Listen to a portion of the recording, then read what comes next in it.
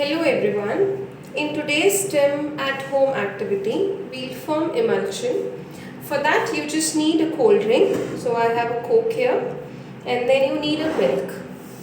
So basically what you need to do is you simply have to mix these two things. So let me just add on this here.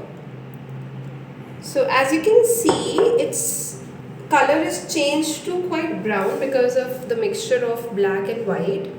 But when you keep this mixture for some time, so you will be able to see a transparent layer on the top and thick dense layer at the bottom. So that will be because of this mixture. So basically cold drink contains phosphoric acid and this milk contains calcium. So when you mix phosphoric acid and calcium, it forms calcium phosphate. Because of that you will get a precipitate that will settle down at the bottom. So let's just keep this set up for some time and then we'll see the results.